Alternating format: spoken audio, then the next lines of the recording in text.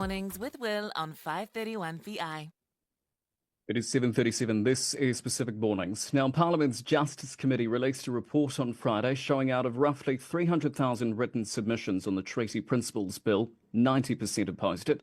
Now, the bill is due to go to the House later this week for its second reading, where its journey, at least in this form, is expected to end because National and New Zealand First already ruled out supporting it at the second reading. Joining me now is ACT Party leader and incoming Deputy Prime Minister David Seymour. Good morning to you. Good morning, Will. The Treaty Principles Bill, it's effectively dead, isn't it? I don't think so. It's effectively a start at the start of a journey. People need to ask themselves, what are the good arguments that have been put up against the principles that I've proposed? That the Parliament has the full right to make laws, that the government should uphold the property rights and the taonga of all New Zealanders, including, of course, Maori, and that we should all be treated equally before the law. Now, a lot of people got very upset and very angry, but if you look through those 300,000 submissions, or at least listen to the people that came and submitted in person, you don't see good arguments against those ideas, which, by the way, when you ask New Zealanders as a whole in scientific polling, they support by a ratio of around 2-1. When you put it like that, it seems like it's common sense, a common sense approach, but submissions overwhelmingly rejected it. Is it perhaps a reflection that Kiwis just don't get the ACT Party ethos? I wouldn't look to submissions as a measure of public opinion. I'll give you an example. I was responsible for the end-of-life choice or euthanasia bill. There were 35,000 submissions, 90% were opposed, and then there was a referendum. 3 million people voted, and we won by 2 million votes to 1 million votes. So, when you take a bigger sample and actually include everybody, not just people that submit to select committees, and that's important and good on people, but people that submit to select committees usually submit because they're opposed to something. And the exact thing happened with the abortion law too. Now, whatever you think of that law, it's strongly supported by New Zealanders, but the people that went along and submitted to the select committee don't. And I don't want to repeat myself, but again, as far as your question about people getting the ACT Party ethos, when you ask people about the ideas in the Treaty Principles Bill, actually they're overwhelmingly popular. Will you break up the coalition agreement over this? No, the coalition agreement's been fulfilled. I mean, I still hope that my partners in National and New Zealand First will find the courage to support something that most New Zealanders do actually want. But, it's not easy doing these debates. A lot of people come out. There's a lot of haters, a lot of criticism. People come up to you on the street and abuse you and all the rest. I mean, yeah, sure. But, at the end of the day, this country has to be founded on the idea that all of us, doesn't matter if you got here in the 1300s or the 1960s or, just yesterday, if you're a human being and you legally live in New Zealand, then you should have the same basic rights and dignity. Yeah, certainly. With all that in mind, do you think that there could be, not saying they're hidden ACT Party supporters, but those that perhaps wouldn't want to openly admit it for fear of cancellation, perhaps? Yeah, I think that's true. And I think it's true, especially with younger people. There's a real intolerance, and I hear about it from people who say that, if you have a different view, you can be ostracized quite viciously. And I think that's a real shame, because one thing a country needs is a culture of openness and separating the ideas from the person. I don't think we have that, and I think we've probably moved a bit away from it in recent years. Nonetheless, certainly there are hundreds of thousands of New Zealanders out there who support ACT. We saw that in the poll last night. And what's more, there are probably millions of people who support the Treaty Principles Bill for its basic ideas. Look, speaking of the poll, let's go to the One News poll. ACT remarkably remains steady, given if you take a look at recent media headlines, the school lunch program, the Treaty Principles Bill, you name it. You've taken a personal hit in the preferred Prime Minister stakes, down 3 points. What do you think that suggests?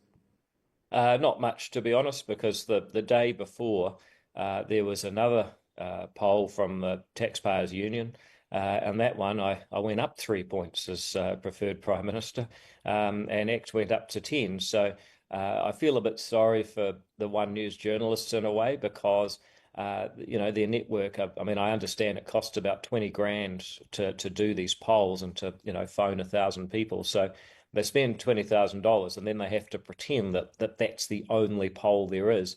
So in my interview yesterday, they interviewed me and they said, well, the same question you did, you've gone down 3 points and preferred prime minister. What do you think that means? And I said, well, I reckon it's probably just statistical noise. There's another poll that I went up 3 points. But they cut that bit out because they have to pretend that the poll they paid for is the only poll. So in a way, I feel a bit sorry for the journalists because they must want to give the full picture, but they're not allowed to because they paid so much for one poll. I did actually think you had an awfully short grab in that story last night, but I digress. With that in mind, then, look, I know it's a wee bit early to be talking legacy. I'm sure you've still got more in you. But what kind of legacy do you think you're leaving in this country if we take a look at, for example, the Treaty Principles Bill? Well, I promote a New Zealand where we acknowledge the value of each person and that they have time on earth where they should be given an equal right to flourish and make the most of, the opportunities that they have. I've also, for example, championed charter schools because I know that a lot of young people don't get the opportunity to be equipped with the skills to make the most of their time on earth. I also support, markets and property rights because a growing economy gives young people opportunity and making it easier to build homes with a better resource management law because we've made it too hard to build a home and too many young people don't see a pathway to living in a property owning democracy. So, I would like to say that my legacy is that I consistently promote human flourishing. And I promote it against red tape, against discrimination. I don't believe that something that happened 200 years ago should decide what your prospects are today. Yeah, well, look, with that in mind, let's talk regulation, the Ministry for Regulation. Where are we at with it? Anything tangible come from the ministry yet?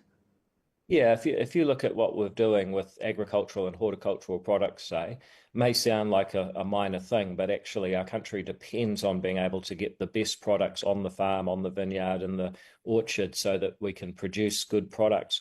It's been taking 5 years to get those products into the country because the government has to go through a long consenting process. We've done something that should more than halve that. In fact, I hope even more. And that was one of our first sector reviews. We're about to do exactly the same thing for the early childhood education sector. And we're also working through a regulatory standards bill that will really put for the first time in law New Zealanders' basic rights in front of, in Parliament and be able to restrain governments from just regulating away your rights and tying you up in red tape. So, there's quite a lot. There's also a lot of really little things where they've got involved and basically talked to other ministries and said, hey, this rule doesn't make sense. Can you change it? A lot of those are pretty small, but they all add up to creating a New Zealand with less red tape so you can spend more time actually doing useful stuff and less time, getting tied up doing compliance activity. Yeah, no, look, makes sense. Look, defense spend, just very quickly. Is that an acknowledgement that we're living in an increasingly volatile world? Yeah, look, I think the easiest way to look at defence spending is just look at what Australia's doing and ask, are we a viable partner in an ANZAC alliance? So they're currently spending about 2% of GDP. So every dollar and every $100 in the Australian economy, they spend $2 on their defence. We spend about one, so they're spending twice as much. Plus they're richer.